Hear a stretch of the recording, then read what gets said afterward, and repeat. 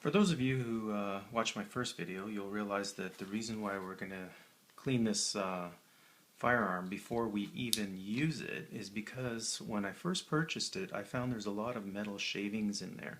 I don't know if that's just from poor manufacturing or just fluke luck of the draw. I took some out with my finger originally, but here we go. So you can see the firearm has no ammunition in it, there's no magazine in it. It is safe to work on. What we're going to do now is we're just going to use the wrench that came with the firearm, and we're going to remove the screw that's on this side. Now the screw seems to just basically hold the barrel in the correct position while it goes in and out of the slide. Taking this apart is really not all that difficult. After you've removed the screw, there's a few other components. There's this pin and obviously the slide catch. So if you move this back, you can actually pop the slide catch out. Once that's out, you can see the pin on that side, and you can push it out, and there you have it. At this point, the slide itself should come free from the rest of the firearm. Now that we have it free, you can actually see some of the metal shavings up here. Now I know it's probably hard to see that on camera, but what I'm going to do is I'm going to take a nice clean white swab, and again, I don't know how easy it is to see, but there's a whole bunch of little tiny black metal shavings, and they're all over the place inside here.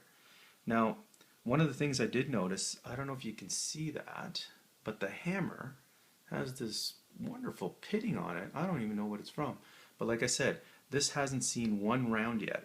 And so, sorry, I'm just going to reach over, get my good old Hops cleaner, and see if we can clean this out and get rid of some of the metal filings that are in there.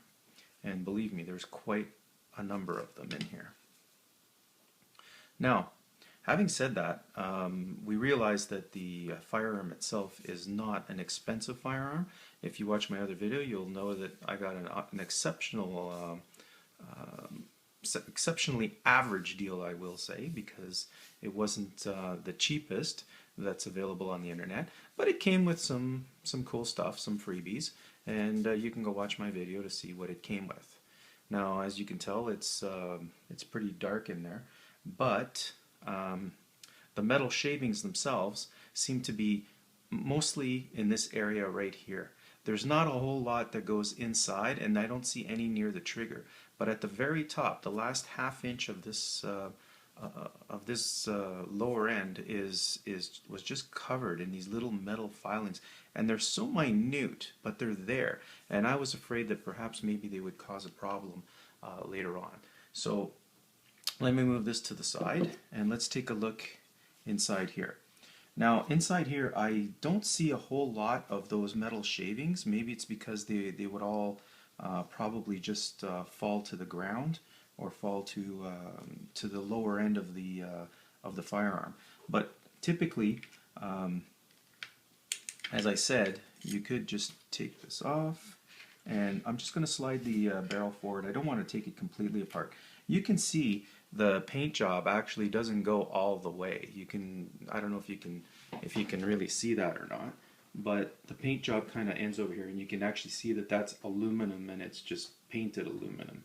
So, you know, again, for the price that I paid, I'm not going to complain. It's actually a pretty decent deal, and I'm pretty happy with it. But now that I've cleaned it all off on the inside, I think what we're going to do now is we're just going to apply a little bit of oil to it, get it all back together, and I think it's going to be time to take it out on the range, and then hopefully we'll have some good luck with it.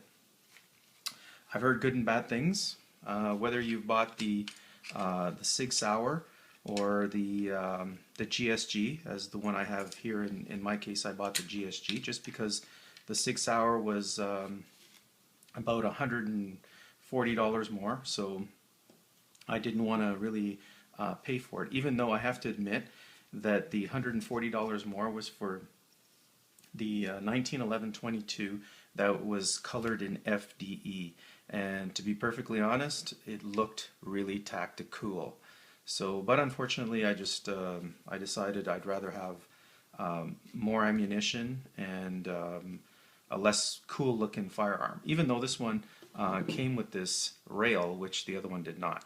But anyways, there you have it. So let's just before we put it together, let me just apply some of this. I love using this one. Lots of different oils out there. This one works good for me. It doesn't really perform all that well in the extreme cold up here in Canada, but it performs well enough. Typically in the extreme cold, I will use something just a slightly bit different. And also, I know I'm new to all of this video thing, but just so you know, like I'm more of an IPSC shooter, so I'm not really familiar with a lot of different things. But as you know, most IPSC shooters, when we get together, everybody's got their favorite brand of everything. So one of the things that I did notice was that once you put it back together like this, you'll see that the holes line up inside. I don't know if you can see that. And that's when you slide your pin back in. And then obviously I like to keep things nice and clean without fingerprints.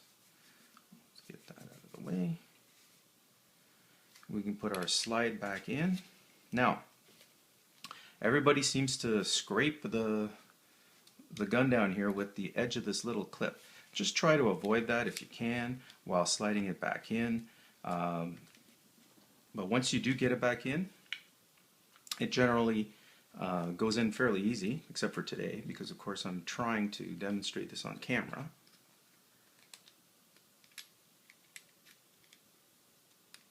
There we go. Awesome. Let's flip it over. And let's put our screw back in, which holds our barrel in place. And that'll pretty much put it all back together, and it'll have a nice bit of oil in it. And our next trip is going to be to the range, which I'm looking forward to.